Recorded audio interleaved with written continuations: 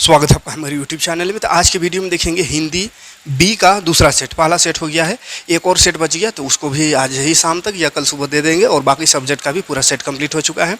जो भी बचा हुआ है तो आज या कल तक में ख़त्म हो जाएगा। उसके बाद इंपॉर्टेंट क्वेश्चन बताएंगे चैप्टर वाइज सभी सब्जेक्ट में, खास करके मैथ और साइंस का। मैथ में पूरा चैप्टर को एक बार बढ़िया से समझा देंगे और साइंस को भी, ठीक है। तो चैनल में नए हो तो सब्सक्राइब कर लीजिएगा और बेल का आइकन को प्रेस करके ऑल पर क्लिक कर लीजिएगा ताकि कोई वीडियो आपसे मिस ना हो और आपका एग्जाम अच्छा से आप दे सके, ठीक है।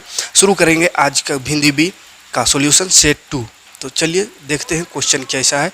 पहला क्वेश्चन अपठित बोध, यानी पैसेज एक दिया हुआ रहेगा, इस पैसेज को पढ़ना है और आंसर देना है, ठीक है।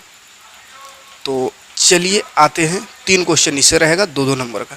पैसेज में देखिए कविता वाला है, ठीक है। पक्षी और बादल ये भगवान के डाकिए हैं जो एक महादेश से दूसरे महादेश को जाते हैं। हम तो समझ नहीं पाते हैं मगर उनकी लाई चिट्ठियाँ पेड़ पौधे पानी और पहाड़ बाँचते हैं। हम केवल यह आंकते हैं कि एक देश की धरती दूसरे देश को सुगंध भेजती है। बस इतना सा पैसेज है, इसको पढ़ना है और आंसर देना है। क्वेश्चन क्या है देखिए, क्वेश्चन है भगवान के डाकिए कौन कौन है। तो भगवान के डाकिए पक्षी और बादल है। पहला में है, शुरू लाइन में ही पक्षी और बादल भगवान के डाकिए है, तो पक्षी और बादल पहला का आंसर हो जाएगा। दूसरा, भगवान के डाकिए क्या क्या बाँचते हैं, क्या क्या बाँचते हैं, तो देख लीजिए यहाँ पे पेड़ पौधे पानी और पहाड़ बाँचते हैं, पेड़ पौधे पानी और पहाड़ बाँचते हैं। तीसरा क्वेश्चन, हम केवल क्या आँक पाते हैं, तो लास्ट में है देख लीजिए, हम केवल यह आँक पाते हैं कि एक देश दूसरे देश की धरती दूसरे देश को सुगंध भेजती है। ये वाला तीनों लाइन को लिख देना है, तीसरा का, ये तीसरा, ये दूसरा, ये पहला का, ठीक। तो ये पैसेज का हो गया आंसर। अब व्याकरण में देखते हैं। तो व्याकरण में देखिए अशुद्ध को शुद्ध करने को आएगा और समास विग्रह आएगा, 2 चीज़ आएगा यहाँ पे, ठीक है। तो अशुद्ध वाक्य यानी दिया हुआ गलत, उसको शुद्ध करना होगा। तो अशुद्ध में देखिए लड़का और लड़की पढ़ती है लिखा हुआ है, तो इसमें क्या गलती है उसको सुधारना है। तो देखिए लड़का और लड़की पढ़ती है, तो इसमें क्या गलती है, बस पढ़ती है में ते हो जाएगा। लड़का और लड़की पढ़ते हैं, 3 होगा, क्योंकि सिर्फ लड़की का बात नहीं हो रहा है, लड़का का भी बात हो रहा है, तो एक से ज़्यादा की बात हो रहा है, तो पढ़ते हैं होगा, ठीक है। लड़का और लड़की पढ़ते हैं, ये सुधर जाएगा। उसके बाद यह बात कोई को मत बताना, यह बात कोई को मत बताना, ये थोड़ा अजीब लग रहा है। यह बात किसी को मत बताना होगा, यहाँ किसी को है ना, यह बात किसी को मत बताना, तो यहाँ पे क्या भरेंगे, किसी को मत बताना, ठीक है। इसका सुधार हो जाएगा। अगला क्वेश्चन है समास विग्रह कर, लंबोदर का समास विग्रह कर भेद का नाम लिखिए। तो लंबोदर का समास विग्रह करना है, तो लंबा है जिसका उदर है और इसका समास विग्रह भी करना है। तो समास विग्रह हो गया। और ये कौन सा समास है, रुकिए एक सेकंड, लंबोदर। लंबोदर मतलब क्या हो गया, लंबा है जिसका उदर, ठीक है। लंबोदर समास लंबा है उदर जिसका, अर्थात गणेश होता है, ठीक है। तो इसका आंसर लिखिएगा लंबा है उदर जिसका, इसे अभी बता देंगे आंसर इसका लिखित रूप। और इसका समास विग्रह हो गया। और ये कौन सा समास है, तो बहुब्रीहि समास है। उसके बाद ये आंगन, आंगन का समास विग्रह करें, घर आंगन, घर आंगन का समास विग्रह करना है, तो घर और आंगन हो जाएगा, ठीक है। और ये कौन सा समास है, तो द्वंद्व समास है, ठीक है। तो खैर अभी दिखाते हैं, सबका आंसर दिखाएंगे, टेंशन नहीं लेना है। ये सब किताब का क्वेश्चन है, सभी का क्वेश्चन का आंसर में आते हैं, ठीक है। क्वेश्चन आप देख लीजिएगा सेट में, हम डायरेक्ट आंसर में आते हैं। चलिए यहाँ से शुरू होता है लंबोदर का, और कौन सा समास है देखिए, सही उत्तर इसका क्या होगा, बहुब्रीहि है। लंबोदर बहुब्रीहि समास है। लंबोदर का समास विग्रह होगा लंबा है उदर जिसका, अर्थात गणेश, ठीक। ये हो गया, यह बहुब्रीहि समास है। अगला था एक घर आंगन। तो घर आंगन शब्द में द्वंद्व समास है और द्वंद्व समास है, या और इस सबको नहीं लिखना, द्वंद्व समास है और इसका समास विग्रह घर और आंगन ये होगा, ठीक है। अगला क्वेश्चन किताब से अब आएगा, कवि। देखिए क्वेश्चन क्या है, क्वेश्चन एक बार पढ़ दे रहे हैं। क्वेश्चन थोड़ा सा जो यहाँ लिखा हुआ है और जो सेट में उसमें थोड़ा सा अंतर क्वेश्चन लग सकता है वर्ड का, बाकी चीज़ वह सेम रहेगा, ठीक है। तो ये कवि एक घर के पीछे या 2 घर के आगे क्यों चल देता है। तो चलिए वही क्वेश्चन है, उसका आंसर देखिए, कवि एक घर के आगे या 2 घर के पीछे क्यों चल देता है, उसका बताना है। पहला क्वेश्चन है, 6 नंबर क्वेश्चन, ठीक है। जिसका आंसर हो जाएगा इसलिए चल देता है क्योंकि उसे नए उसके घर पहुंचने तक की जो निशानियां थी वे सब मिट चुकी थी। उसने कई निशानियां बना रखी थी, जैसे एक मंजिल मकान की निशानियां बना, बिना रंग वाला लोहे के का फाटक, लेकिन इनमें से कुछ भी नहीं बचा। प्रतिदिन आ रहे थे परिवर्तनों के कारण, प्रतिदिन आ रहे थे परिवर्तनों के कारण वह अपना घर नहीं ढूंढ पाया।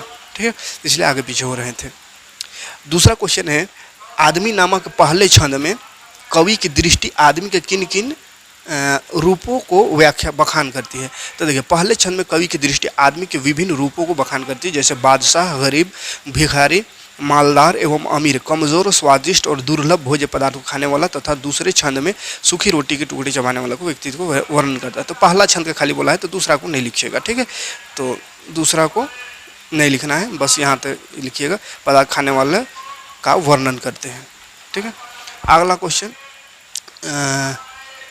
प्रकृति के साथ साथ पशु पक्षियों से संबंध की व्याख्या करें। तो प्रकृति के साथ पशु पक्षियों के संबंध का व्याख्या करें, ये अगला क्वेश्चन है। उसी का अथवा में सत्वा का, तो उसका आंसर हो जाएगा प्रकृति के साथ पशु पक्षियों का संबंध आदिकाल से रहा है। उनका यह संबंध आज भी घनिष्ठ है। एक और पशु पक्षी अपने भोजन, आवाज एवं आश्रय के लिए प्रकृति पर आवास हो गया ना, आवाज़, चलिए ठीक है, जो वही पशु पक्षी प्रकृति का श्रृंगार बनकर उसका सौंदर्य बढ़ाती है। यदि जंगल में पशु पक्षियों का कलरव ना पूंजे तो कितनी चुप्पी सी होगी। इसके अलावा पशु पक्षी प्रकृति को साफ सुथरा बनाए रखने में भी अपना योगदान देते हैं। तो ये रहा इसका आंसर सत्वा का अथवा का।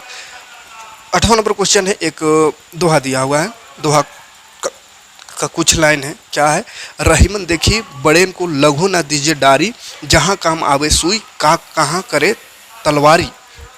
तो उसका हो जाएगा, उसका भाव यह होगा कि किसी वस्तु का आकार ज़्यादा महत्वपूर्ण होता है, महत्वपूर्ण नहीं होता है, महत्व होता है उसमें निहित अर्थ का। दोहे का महत्व इसलिए है कि वह कम शब्द में गुण अर्थ समेटा हुआ है। होगा, आकार ज़्यादा ये नहीं करता, ये बताना चाह रहा है उसका। उसके बाद यहाँ अगला एक और छंद दिया, रहीमन पानी रखे बिनु पानी सब सुन, पानी गए न उबैर मोती मानुष चून। तो इसका हो जाएगा, मनुष्य को सदैव पानी बचा कर रखना चाहिए, क्योंकि पानी चमक जाने यानी पानी जाने पर मोती साधारण पत्थर सी रह जाती है। पानी इज्जत, पानी का मतलब यहाँ पे इज्जत है, इज्जत जाने पर मनुष्य स्वयं को अपमानित सा महसूस करता है, और पानी जल ना होने पर आटे से रोटियाँ नहीं बनाई जा सकती है। तो ये उसका आंसर हो जाएगा। अगला प्रश्न 9 नंबर, फिर से आशय स्पष्ट करना है किसका, तो क्वेश्चन है, शरत चंद्रशेखर वाकन रमन के लिए सरस्वती की साधना सरकारी सुख सुविधाओं से अधिक महत्वपूर्ण था, है ना। तो उनके लिए सरस्वती की साधना सरकारी सुख सुविधाओं से कहीं अधिक महत्वपूर्ण था, उस क्यों था उसको बताना है। तो इसका आंसर हो जाएगा, सर चंद्रशेखर वेंकट रामन सच्चे सरस्वती साधक थे, जो जिज्ञासु, वैज्ञानिक तथा अन्वेषक थे। उनके लिए वैज्ञानिक खोजों का महत्व सरकारी सुख सुविधाओं से अधिक था, इसलिए उन्होंने वित्त विभाग की ऊंची नौकरी छोड़कर कलकत्ता विश्वविद्यालय की कम सुविधा वाली नौकरी स्वीकार कर ली। ठीक, अगला प्रश्न है जज, चलिए यही प्रश्न है, जज को पटेल की सज़ा के लिए 8 लाइन के फैसले लिखने में 1.5 घंटा क्यों लगा। तो इसका आंसर हो जाएगा, सरदार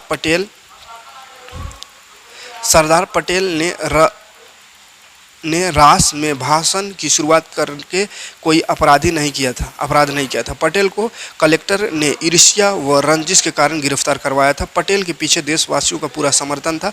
किस धारा के अंतर्गत पटेल को कितनी सजा दे, यही सोच विचार करने के कारण उससे 1.5 घंटे का समय लगा।